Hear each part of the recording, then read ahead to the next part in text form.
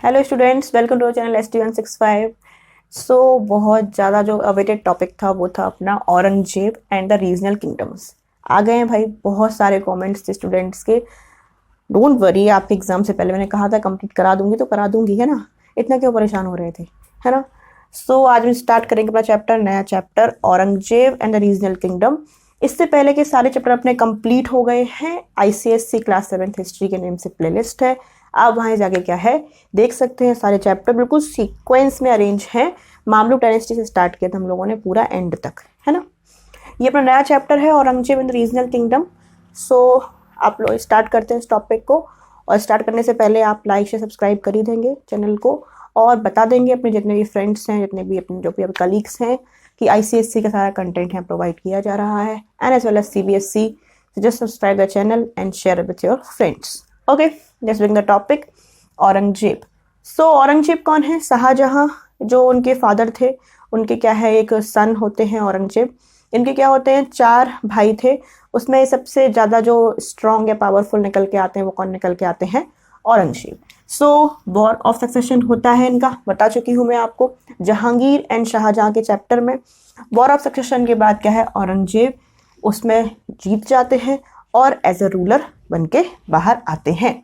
इस चैप्टर में हम यही देखेंगे किस तरीके से औरंगजेब आए, इन्होंने किस तरीके से रूल किया, उनका रूल करने का टाइम पीरियड क्या था, कौन कौन सी ऐसी पॉलिसीज थी जो इनके टाइम पे इफेक्ट हुई, किस तरीके से मतलब पूरा जो इनकी कॉन्फ्लिक्ट स्टार्ट हुई, फिर क्या इन्होंने एक्सपेंड किया, इनकी पॉलिसीज क्या थी, और अल्टीमेटली जो मुगल एम्पायर है वो डिक्लेरेशन के टाइम तरह किस तरीके से आगे बढ़ा। क्योंकि ये जो अपने रूलर रहे हैं मुगल एम्पायर के जितने भी रहे हैं, सबसे जो इंपॉर्टेंट जो पावरफुल रूलर हैं उसमें सबसे लास्ट में नाम औरंगजेब का ही आता है। उसके बाद और भी रूलर्स आए लेकिन इतने ज़्यादा पावरफुल नहीं थे। Let's begin the topic Aurangzeb, और स्टार्ट करते हैं इस टॉपिक को। औरंगजेब को बहुत ही आराम तरीके से डिटेल में अच्छे से उनकी सारी पॉलिसीज को स्टार्ट करते हुए समझते हुए। ओके, औरंगजेब कब बैठते हैं, अपने शासन बनते हैं, और 1658 CE में क्या है ये as a ruler, as a जो शासक हैं वो क्या है अपने थ्रोन पर आकर बैठते हैं। ठीक है, लगभग क्या है 50 ईयर्स क्या है ये शासन करते हैं। 50 ईयर्स का इनका टाइम पीरियड होता है रूल करने का, और 1707 तक ये इनका टाइम पीरियड है क्या है रूल करने का औरंगजेब का। ये किस नाम से बैठते हैं? एक टाइटल होता है आलमगीर। आलमगीर का टाइटल लेते हुए क्या है थ्रोन पर बैठते हैं, और इस तरीके से ये इनका जो टाइम पीरियड है, इस टाइम पीरियड में क्या है ये रूल करते हैं। ओके, काफी मतलब टेरिटोरियल एक्सपेंशन हो चुका था जब इनको शासन मिला, क्योंकि इससे पहले बहुत ही अच्छे रूलर्स आए थे, जैसे कि अकबर, जहांगीर भी ठीक थे, शाहजहां भी। शाहजहां के एज को क्या कहा जाता था? Golden age of Mughal empire. मैं सब बता चुकी हैं आपको इनके प्रीवियस लेक्चर्स में। तो इनके पास जब ये इनको शासन मिला तो इनके पास जो टेरिटोरियल एक्सपेंशन था काफी ज्यादा था। कितना था? स्टार्टिंग थी नॉर्थ में कश्मीर से लेके साउथ में कर्नाटका तक।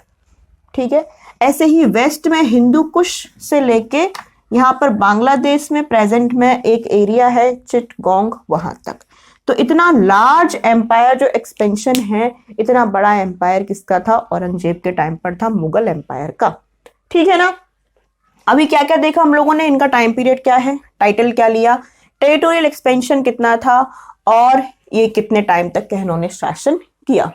ऐसा नहीं है कि इनके टाइम पर क्या है कोई प्रॉब्लम नहीं आई, या फिर कॉन्फ्लिक्ट नहीं आया, या फिर प्रॉब्लम्स नहीं आई।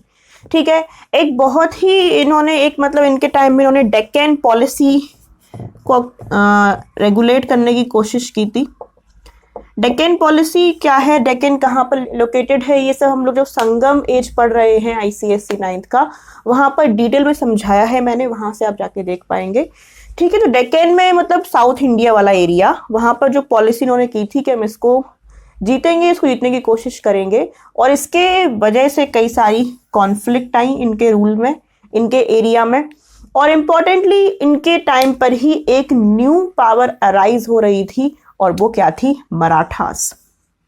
कौन सी थी? मराठास।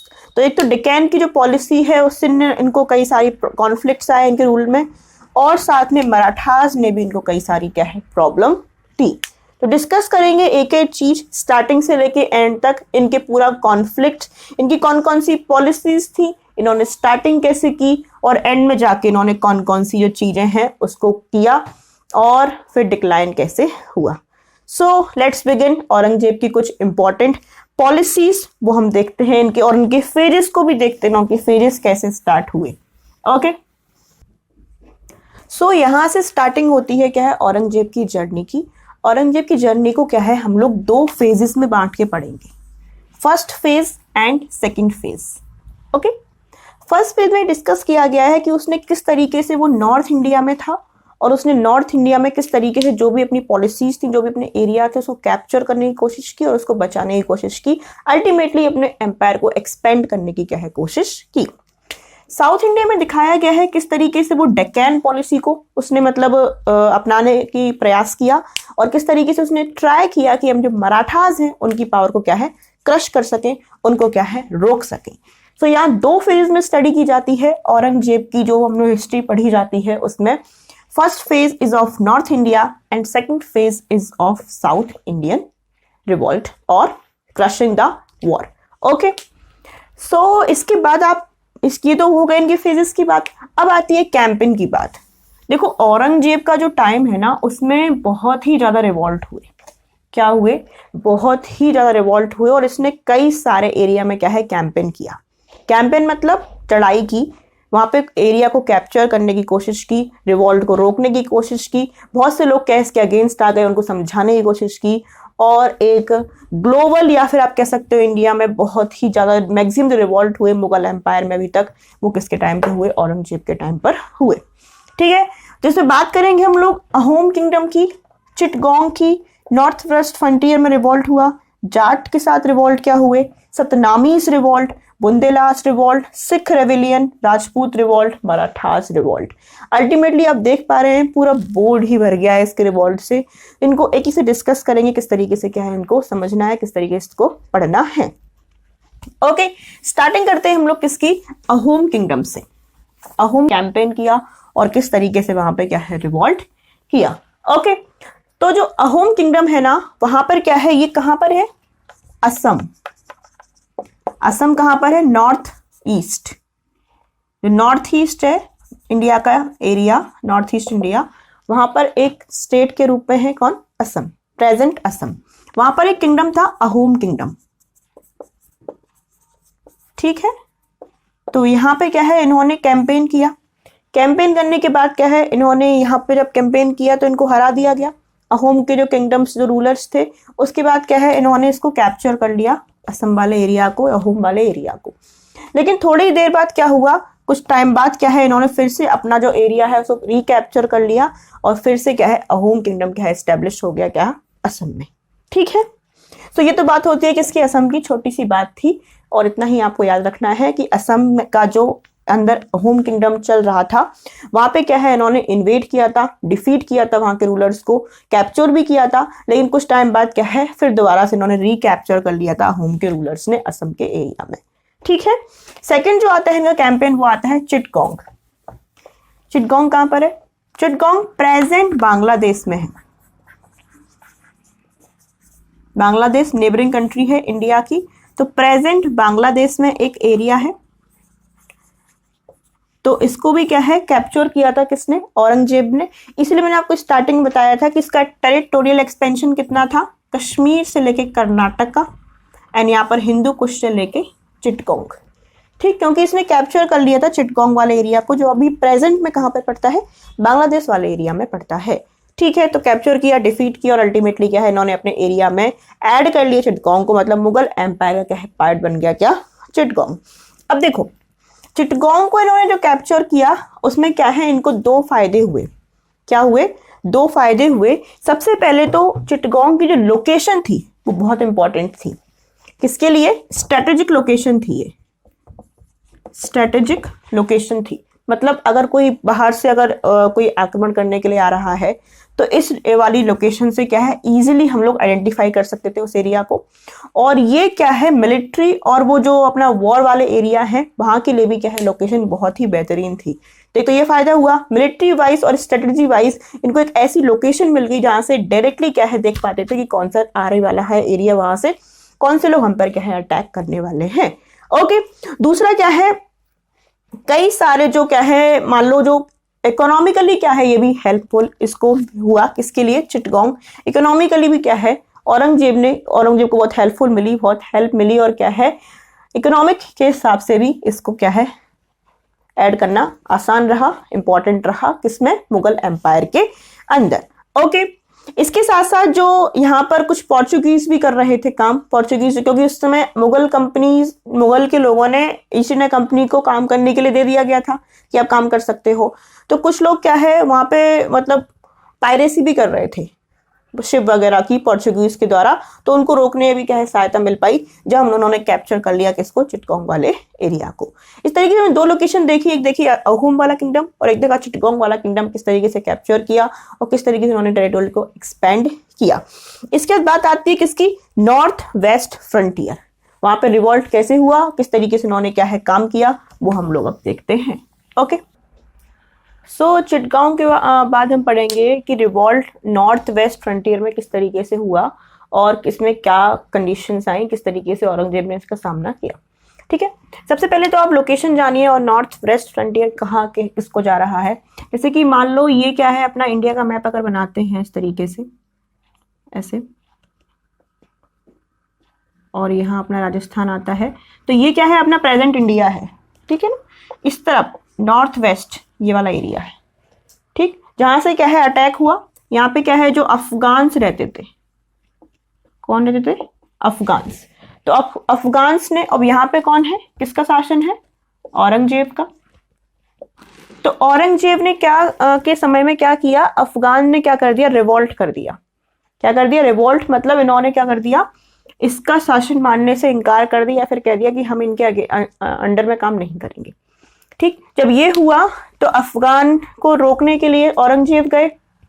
ठीक, औरंगजेब ने इनका सामना किया और जो अफगान ट्राइब्स थे उनको रोकने के लिए उसने कई सारे मेथड्स अपनाए, डिप्लोमेसी का भी सहारा लिया, ब्राइब भी दी उसको, पैसे वगैरह भी खिलाए, और इन सब से भी नहीं माने ना तो सेना को भेजा।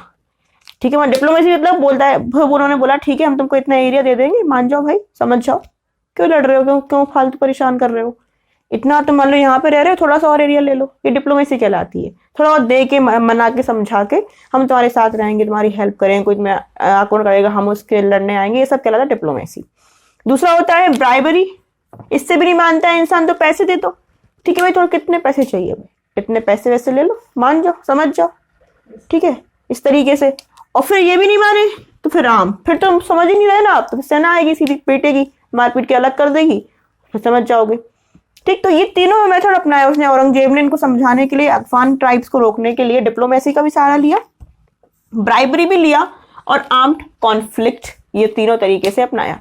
ठीक है, और इस तरीके से क्या है इसने क्रश कर दिया, और यहाँ पे क्या है थोड़ा पीस एंड स्टेबिलिटी को मनाने की कोशिश की, समझाने की कोशिश की, फिर एरिया को सिक्योर करने की कोशिश की। लेकिन जब ये सब वो कर रहा था ना, तो इसके कुछ कॉन्सिक्वेंस निकल के आए। कॉन्सिक्वेंस क्या निकल के आए, पहले तो क्या है उसको ऑलरेडी डर था, डेक्कन पॉलिसी वो अपनाना चाहता था, और उसको डर था मराठास का। किसका, मराठास का, क्योंकि मैंने आपको स्टार्टिंग में बताया था कि औरंगजेब के टाइम पर ही एक नई पावर अराइज होने लगी थी, वो कौन सी थी, मराठास। और जब औरंगजेब बिजी हो गया नॉर्थ वेस्ट वाले एरिया में, जब वो यहां बिजी हो गया औरंगजेब, तो यहां पर जो डेक्कन में रूल कर रहे हैं, डेक्कन में जो कौन है, मराठास वाली जो पावर है उनकी क्या है, स्ट्रांग हो गई, क्योंकि कोई था नहीं उनको सप्रेस करने के लिए, तो उनको क्या है मौका मिल गया अपने आप को कॉन्सोलिडेट करने का, बढ़ाने का पावर को। यहाँ पे क्या है उनकी पावर स्ट्रांग होने लगी। एक तो ये कॉन्सिक्वेंस निकल के आया। ठीक है, दूसरा क्या है, इसको रोकने के लिए, मतलब इस रिवॉल्ट को रोकने के लिए, समझाने के लिए उन्हें उसका नेशनल जो ट्रेजरी है, मतलब जो उसका खुद का जो खजाना होता है राज का, उस पर बहुत नेगेटिव इंपैक्ट पड़ा, काफी कुछ पैसे देने पड़े इनको, डिप्लोमेटिकली समझाना पड़ा, और सेना के रख रखाव के में भी क्या है काफी पैसे खर्च हो गए।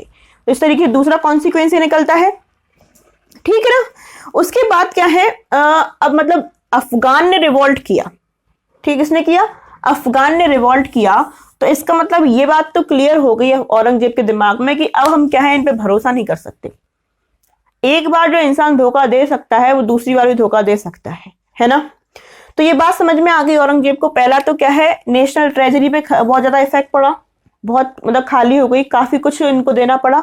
दूसरा, मराठास की पावर बढ़ गई, और तीसरा उसने रिजल्ट निकाला कि अब हम अफगान पे भरोसा नहीं कर सकते, मतलब नॉर्थ वेस्ट फ्रंटियर को हमें और स्ट्रॉन्ग करने की जरूरत है। अफगान के अलावा भी कुछ और यहाँ पे कुछ स्कीम चलाने की जरूरत है, या फिर कुछ ऐसे लोगों को स्टैंड अप करने की जरूरत है कि जो उनको क्या है रोके रखें। इस तरीके से कॉन्सिक्वेंस निकल के आता है, और ऐसा रिवॉल्ट हमने सीखा समझा नॉर्थ वेस्ट फ्रंटियर में होता है, और इस तरीके से क्या इसको सप्रेस किया जाता है with the help of arm troops और औरंगजेब की अलग अलग पॉलिसीज के थ्रू। ठीक है ना। तो ये देखा हम लोगों ने किसका, नॉर्थ वेस्ट फ्रंटियर का रिवॉल्ट। अब हम देखेंगे कि जाट्स ने कैसे रिवॉल्ट किया था, जाट्स के साथ क्या प्रॉब्लम थी औरंगजेब की, उन्होंने क्या रिवॉल्ट किया और उसके कॉन्सिक्वेंस क्या निकल के आते हैं, है ना। सो अब देखते हैं हम लोग किसका, रिवॉल्ट ऑफ जाट्स किस तरीके से ये थे।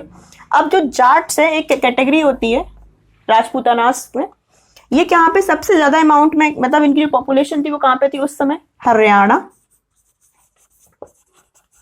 पंजाब, गंगा यमुना दोआब के एरिया के बीच में। What is the meaning of Doab, मैं बहुत पहले समझा चुकी हूँ आपको, जब स्टार्टिंग में पढ़ा रहे थे, पूरी सीरीज चल रही थी किसकी, हिस्ट्री की, स्टार्टिंग में समझाया था what is the meaning of Doab. Doab मतलब होता है दो रिवर्स के बीच का एरिया, ये गंगा रिवर है, यमुना रिवर है, इनके बीच का एरिया। ठीक है, तो इसे बोलते हैं हम लोग दोआब। तो ये जो जाट्स थे वो कहाँ कहाँ पे इनकी पॉपुलेशन ज्यादा थी उस समय औरंगजेब के टाइम, हरियाणा, पंजाब, प्रेजेंट हरियाणा पंजाब, गंगा यमुना दोआब और ईस्टर्न राजपूतानाज में, राजस्थान टाइप आप मान सकते हैं। यहाँ पे क्या है बहुत ज्यादा मतलब इनका एरिया था। तो जो आगरा के जो थे ना जाट, स्पेशली वैसे सभी जाट का ये था, आगरा के जाट के जमींदार जो लोग थे वो चाहते थे कि हमारा इंडिपेंडेंट किंगडम हो, हम इनके अंडर काम नहीं करें, किसके, मुगल एम्पायर के या फिर औरंगजेब के अंडर। तो इसके लिए क्या किया इन्होंने, एक रिवोल्ट कर दिया भाई, लड़ाई झगड़ा कर दिया, इनको सत्ता मानने से क्या इनकार कर दिया, किसकी, औरंगजेब की। औरंगजेब भी गए, औरंगजेब इनको सप्रेस किया, क्रश कर दिया इनका रिवोल्ट।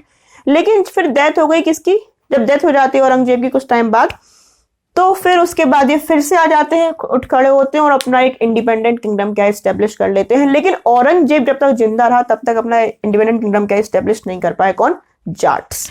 ओके, तो यहाँ देखा हमने जाट्स ने किस तरीके से किया। ये छोटे छोटे रिवॉल्ट है जो हम पढ़ेंगे, फिर आगे जाके जो इंपॉर्टेंट रिवॉल्ट आएगा वो आएगा मराठास के साथ। ठीक, तो यहाँ पर क्या है, इस वीडियो में इतना ही था, हमने कई सारे रिवॉल्ट के बारे में जाना, औरंगजेब की इंट्रोडक्शन देखा, उसके फेजेस के बारे में डिस्कस किया, और यहाँ अपना क्या है चैप्टर को थोड़ा सा स्टार्टिंग मोड में लेके आए, समझने के मोड में लेकर आए। ओके, पार्ट 2 में हम देखेंगे सतनामीज ने कैसे रिवॉल्ट किया था, बुंदेलास का रिवॉल्ट कैसे था, उसके बाद मराठास किस तरीके से आए, और सिख का रिवेलियन क्या था औरंगजेब के साथ, ये सब डिस्कस करेंगे हम लोग इसके पार्ट 2 में। So thanks for this video, share subscribe करते रहना, कमेंट में बताना क्या समझ में आया क्या नहीं आया, उसके हिसाब से क्या है आपको अगली वीडियो में की हेल्प में समझा दूंगी, और जो भी आपके टॉपिक रह गए होंगे उनको भी आगे कवर कर दिया जाएगा। Okay, thank you video, thank you very much.